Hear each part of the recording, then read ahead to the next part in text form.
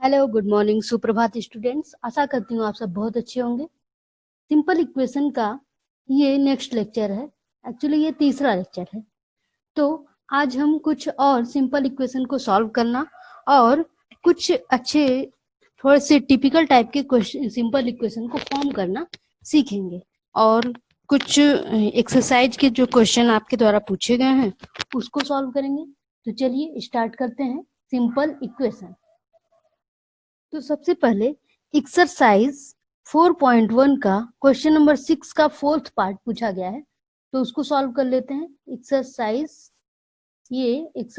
4.1 question number 6 का fourth part ये पूछा गया है। तो चलिए क्वेश्चन पढ़ते हैं। क्वेश्चन है, in an isosceles triangle the vertex angle is twice either base angle. Let the base angle is B.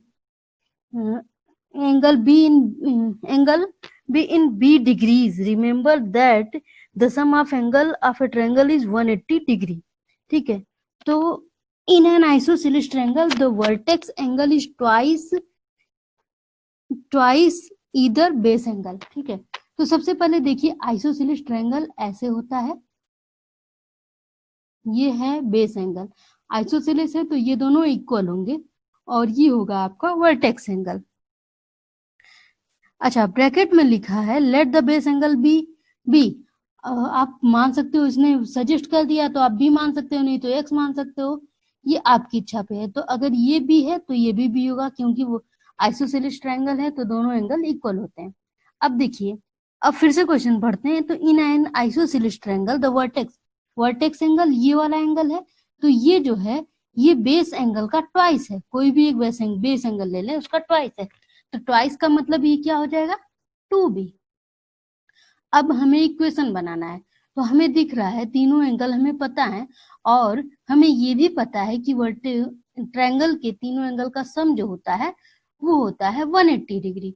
तो यहाँ पे लिख देंगे since the sum of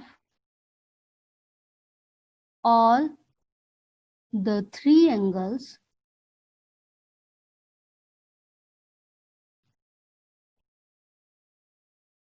is 180 degree. ठीक है, 180 degree. therefore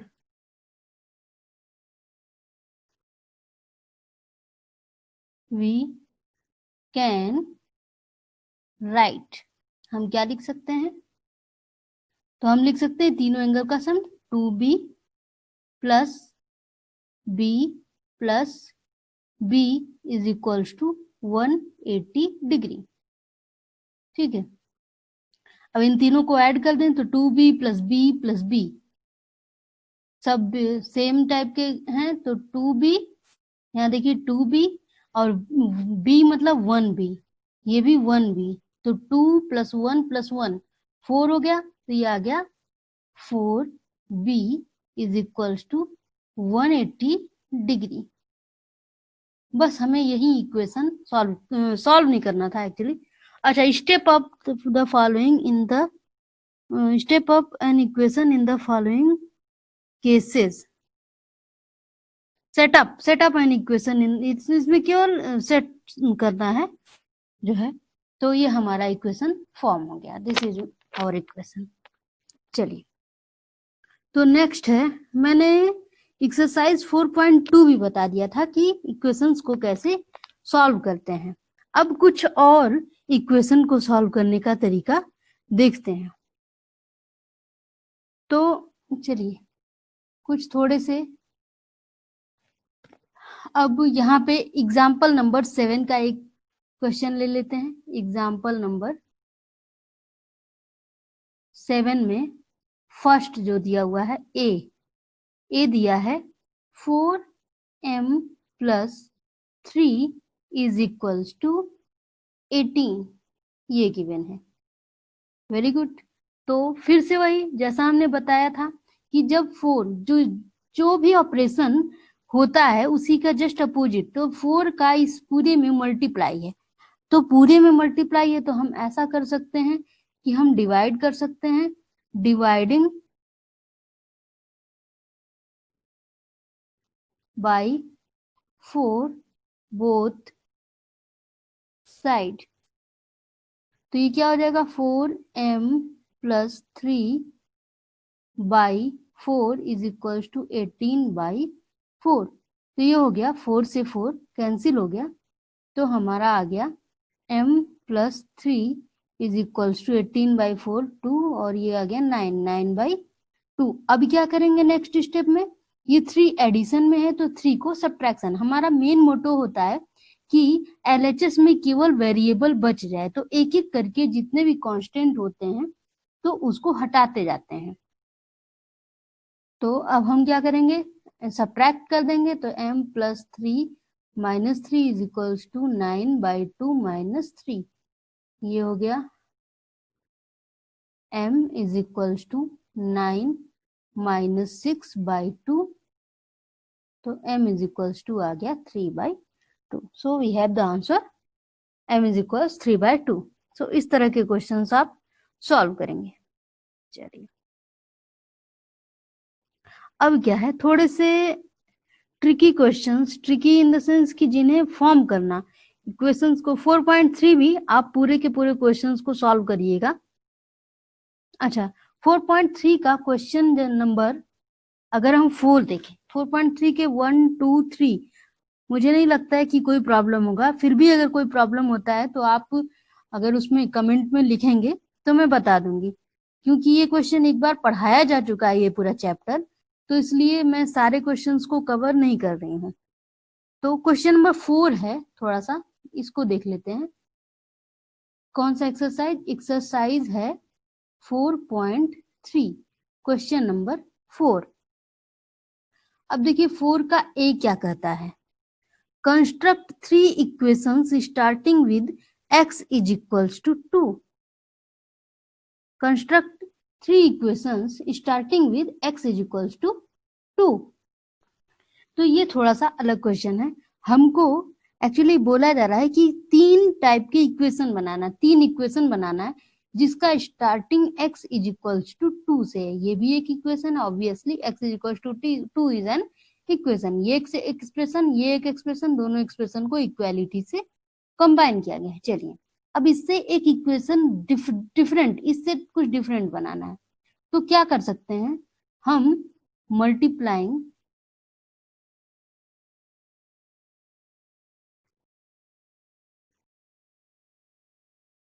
bye 5 both side. अगर हम 5 से मल्टीप्लाई कर दें दोनों साइड तो ये हो गया 5x इज इक्वल्स टू 10। अच्छा, इसमें कुछ और भी कर सकते हैं। अब यहाँ पे 5 मैंने लिखा है, आप 7 लिख सकते हो, 6 लिख सकते हो, 10 लिख सकते हो। एडिंग 3 बोथ साइड, तो ये हो गया 5x + 3 इज इक्वल टू 10 + 3, या 5x + 3 is equal to 13। This is an equation. एक इक्वेशन ऐसे ये मिल गया। सेम तरीके से दूसरा एक कुछ भी कर सकते हो, x इज इक्वल टू 2 है, मान लिया आपने 10 से मल्टीप्लाई कर दिया या डिवाइड कर दिया, x/2 इज इक्वल टू 2/2। क्या किया, डिवाइडिंग बाय 2, तो x/2 इज इक्वल टू 1। अब कुछ सब्ट्रैक्ट कर दिया या ऐड कर दिया, तो x/2 - 4 इज इक्वल टू 1 - 4। तो यहाँ पे आ गया x/2 - 4 is equal to -3। This is also an equation, ये दूसरा इक्वेशन है। इसी तरह से कुछ और कर सकते हैं, direct x + 7 is equal to 2 + 7, तो यहाँ पे आ गया x + 7 is equal to 9। This is also an equation. तो मतलब क्या है कि इस क्वेश्चन में करना क्या है कि ये आपका इक्वेशन है, इसको, इससे शुरुआत करके आपको डिफरेंट इक्वेशंस बनाने हैं। ये जितने भी इक्वेशंस मिले हैं इन सब का सोल्यूशन यही है, ठीक है। तो बहुत सारे इक्वेशन का एक ही सोल्यूशन हो सकता है, तो इससे शुरुआत करना। अब इसमें आप जैसे भी करेंगे, अगर 10 से दोनों साइड मल्टीप्लाई किए या 20 से किए, व्हाट एवर यू वांट, आप दोनों साइड सेम, जैसा मैंने पिछले लेक्चर में बताया था कि जो इक्वेशन होता है बिल्कुल तराजू की तरह होता है। जो एक साइड आप करेंगे वही आपको दूसरे साइड करना है। ये x है, ये 2 है। अगर आप यहाँ पर 10 से मल्टीप्लाई कर रहे हैं तो यहाँ पर भी आपको 10 से मल्टीप्लाई करना है, तो इसके बैलेंस में कोई फर्क नहीं पड़ेगा। अगर आप इसमें 3 ऐड कर रहे हैं तो आपको फिर से इसमें 3 ऐड करना होगा। बैलेंस बना के करना है, मतलब जो काम एक साइड कर रहे हैं वही काम दूसरे साइड करेंगे, तो जो इक्वेशन है एज इट इज वैसा ही रहेगा, बस उसकी शक्ल बदल जाएगी। शक्ल बदल जाएगी इन द सेंस कि पहले जो equation x is equal to 2 से शुरुआत था, अगर 10 से मल्टीप्लाई कर देंगे तो 10x is equal to 20। Equation दोनों सेम है, लेकिन अब ये इसकी शक्ल दूसरी है, इसकी शक्ल दूसरी है। सोल्यूशन दोनों का यही है, x is equal to 2। I hope ये चीज आपको समझ में आ रही होगी। तो इसी तरह से क्वेश्चन नंबर 4 का बी पार्ट भी कर लेंगे। Construct 3 equation starting with x is equal to -2। चलिए, अब जो है application of simple equation to practical situation. अब जो है सिंपल इक्वेशन का प्रैक्टिकल सिचुएशन में हम एप्लीकेशन देखेंगे, मतलब कुछ प्रॉब्लम, वर्ड प्रॉब्लम को सॉल्व करने की कोशिश करेंगे।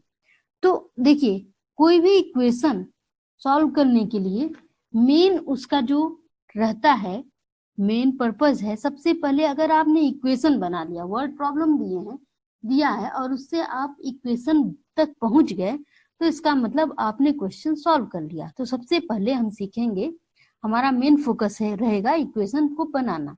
तो धीरे धीरे समझते हैं, एकदम शुरुआत से। Example number 8, example number 8। अच्छा, the sum of 3 times a number.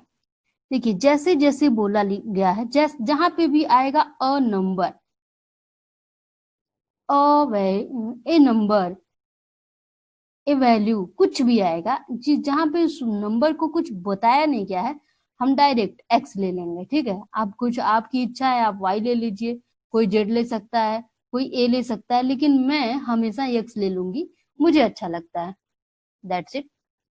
हर जगह एक्स लिखना मुझे पसंद है, ये मेरा एक रीजन है। आपको वाई पसंद हो सकता है, किसी को ए पसंद हो सकता है, ठीक, तो मैं एक्स ही लेती हूँ। तो फिर से शुरू करते हैं। द सम ऑफ 3 टाइम्स, क्या बोला है, सम ऑफ, तो मतलब सम है, मतलब एडिशन है, किसका, 3 times a number, 3 times x and 11, इनका सम, ये क्या है, इज का मतलब 32। मैंने पिछले लेक्चर में बताया था। अगर आप ये लेक्चर देख रहे हैं और इसके जस्ट पहले वाला लेक्चर नहीं देखे हैं, तो पहले जाके उसको देखें। वहां पर मैंने बेसिक चीजें बताई हैं कि इक्वेशन को कैसे फॉर्म करते हैं, किस चीज का, किस वर्ड का मैथमेटिक्स में क्या मतलब होता है, तो वो बहुत हेल्प करेगा। यहाँ पर मैं फिर से सारी चीज नहीं बताऊंगी, ठीक। तो फिर से देख लीजिए एक बार। द सम ऑफ, सम का मतलब हो गया एडिशन, सम ऑफ क्या, 3 टाइम्स अ नंबर, हमने बोला एक्स ले लेंगे, 3 times a number and 11 is 32, इसका मतलब हो गया equal to.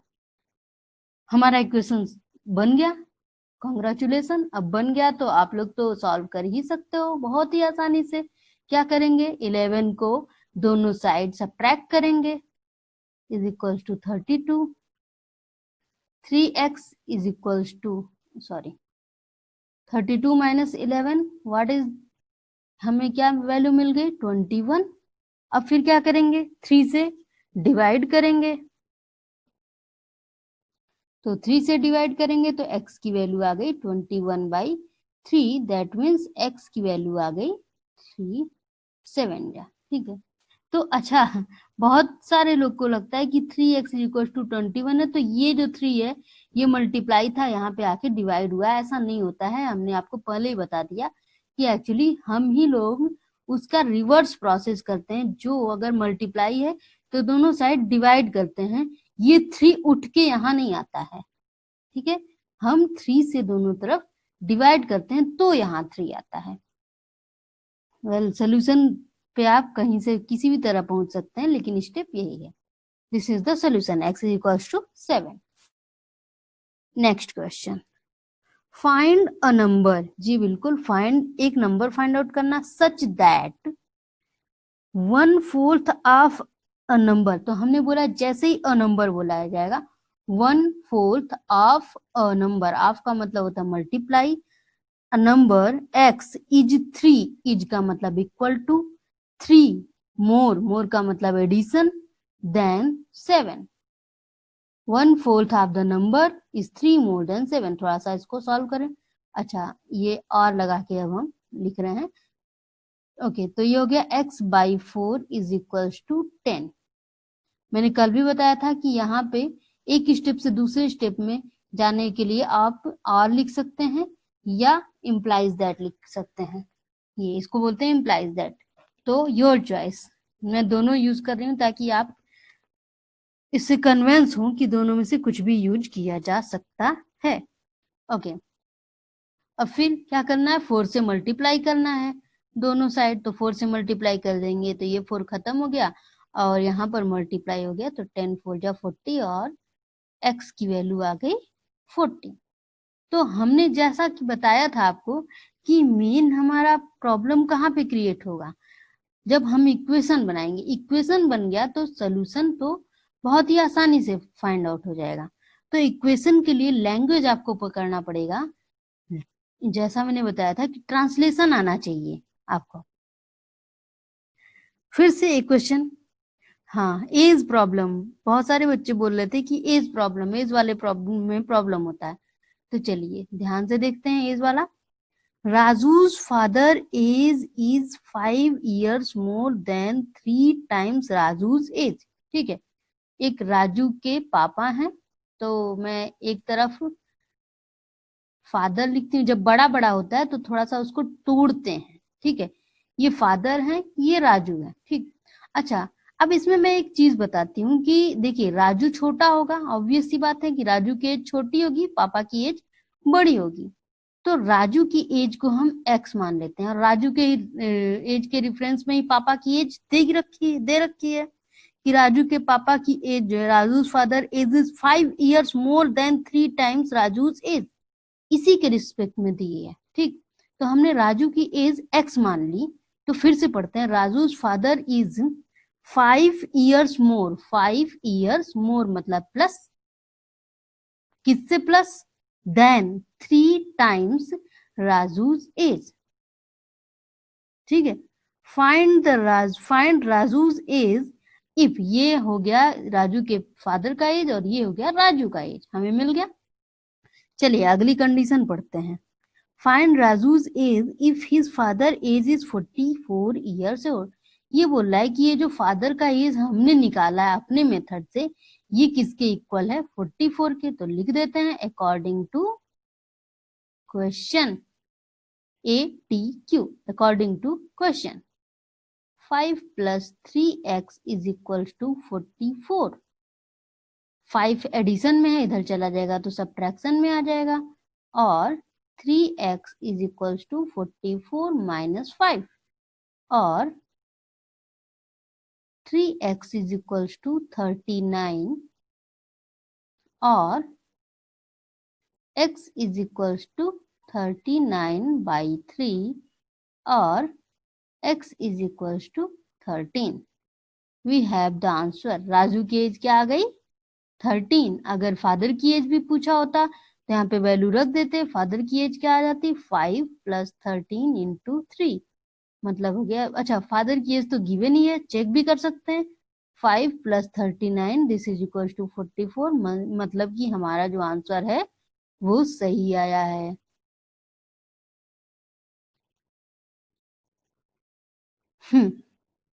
Okay, example over हो गया, कुछ क्वेश्चंस भी लगा लेते हैं। क्वेश्चन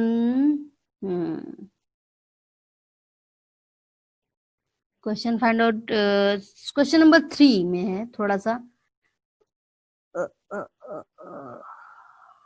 एज वाले क्वेश्चन, एज वाला एक है। क्वेश्चन नंबर 3 का सेकेंड क्वेश्चन है, Lakshmi's father is 49 years old. यहाँ पे डायरेक्ट दिया है क्वेश्चन नंबर 3 का सेकेंड पार्ट। यहाँ पे लक्ष्मी है और लक्ष्मी के फादर हैं, और बोला जा रहा है कि लक्ष्मी के फादर की जो एज है ये 49 ईयर है। ठीक, he is 4 years older than 3 times Lakshmi's age. फिर भी इनकी जो एज है वो लक्ष्मी के एज के रिस्पेक्ट में बताया जा रहा है, मतलब जिसके रिस्पेक्ट में, अब यहाँ पे ध्यान दीजिएगा कि किस चीज की वैल्यू किसके रिस्पेक्ट में बताई जा रही है। लक्ष्मी के एज का 3 टाइम ये ऐसे बोल रहा है, इसका मतलब कि हमको जो एक्स मानना है वो लक्ष्मी के एज को मानना है। तो हमने मान लिया लक्ष्मी का एज। अब फिर से पढ़ते हैं और देखते हैं कि फादर की एज इसके रिस्पेक्ट में क्या होगी। तो क्या है, ही इज 4 years ओल्डर। ओल्डर का मतलब बड़े हैं, 4 years कितने बड़े, ओल्डर का मतलब प्लस, ओल्डर, मोर, ग्रेटर सब प्लस होगा। ओल्डर देन किसने, 3 times, 3 times मतलब 3 times लक्ष्मी से 3x हो गया। तो ये बोला जा रहा है कि ये जो फादर की एज इस हिसाब से जो निकली है वो किसके इक्वल है, 49 के। तो निकाल देते हैं, 4 + 3x इज इक्वल टू 49। तो 3x is equal to 49 minus 4, और 3x इज इक्वल टू 45, और x इज इक्वल टू 45/3, और x is equals to 15. So we have the answer, x is equals to 15. फिर से देख लीजिए, जिसके रिस्पेक्ट में दिया रहता है उसको x मानते हैं, उसके हिसाब से फिर दूसरे वाले का कंडीशन लिखते हैं। और हमें ये पहले ही दे दिया था कि लक्ष्मी के फादर का जो एज है वो 49 है, इस वजह से हमने 4 + 3x को 49 के इक्वल कर दिया। अच्छा, थर्ड क्वेश्चन नंबर 3 का थर्ड पार्ट भी देख लेते हैं, थोड़ा सा बड़ा लंबा चौड़ा दिख रहा है देखने में। क्या है, people of Sundargram planted trees in the village garden. बहुत अच्छा काम किए हैं सुंदरग्राम के लोग कि उन्होंने पौधे लगाए हैं, विलेज के गांव के गार्डन में पौधे लगाए हैं। आप भी लोग जहाँ पे भी हो सके, जितना भी हो सके पौधे लगाइए, क्योंकि ये धरती तभी रहने लायक रहेगी जब पौधे रहेंगे। अदरवाइज आदमी और जानवर तो इतने हो गए हैं कि कुछ ना कुछ प्रॉब्लम होती ही रहेगी। Okay, people of Sundargram planted trees in the village garden. Some of the trees were fruit tree. अच्छा, कुछ जो ट्री थे वो फ्रूट ट्री थे। चलिए पढ़ लेते हैं पूरा question. The number of non-fruit tree were 2 more than 3. अच्छा, कुछ फ्रूट ट्री थे और कुछ नॉन फ्रूट ट्री थे, तो हम एक फ्रूट को F से और नॉन फ्रूट को NF से लिख देते हैं। The number of non-fruit tree were 2 more than 3 times the number of fruit tree. तो नॉन फ्रूट ट्री का जो नंबर है वो किसके रिस्पेक्ट में बता रहा है, फ्रूट ट्री के रिस्पेक्ट में। तो फिर से जिसके रिस्पेक्ट में बताया जाता है उसी को मान लेते हैं x। तो अगर ये x है तो फिर से अगर उसको पढ़ें, the number of non fruit tree was 2 more than 3 times x. What was the number of fruit tree planted if the number of non-fruit tree planted was 77? फिर बताया जा रहा है कि ये जो नॉन फ्रूट ट्री थे वो किसके इक्वल था, 77 के इक्वल। तो बन गया हमारा equation, 2 + 3x is equal to 77। So 3x is equal to 77 minus 2, और 3x इज इक्वल टू 75, और x इज इक्वल टू 75/3। तो यहाँ पर x की वैल्यू हो गई 25। अच्छा, पूछा जा रहा है what was the number of fruit trees. Yes, तो ये फ्रूट ट्रीज ही x माना था हमने, ये आ गया 25। क्वेश्चन को चेक भी कर सकते हैं, कैसे चेक करेंगे, x की वैल्यू यहाँ पर 25 रख दें, तो 2 + 3 × 25। तो 2 + 3, 25 3 जा 75 + 2, this is equals to 77. This is the answer. So we have solved question correctly. I hope ये चीजें समझ में आ रही होंगी आपको। और अब आप एक्सरसाइज 4.4 पूरा लगाएंगे, और जो भी प्रॉब्लम होगी, कोई भी क्वेश्चन में आपको प्रॉब्लम हो पूरे चैप्टर में, तो आप उसको कमेंट बॉक्स में लिख देंगे। अदरवाइज हम लोग अब लास्ट लेक्चर जो है लाइव क्लास में करेंगे। सो तब तक के लिए गुड बाय, अपना ख्याल रखिए।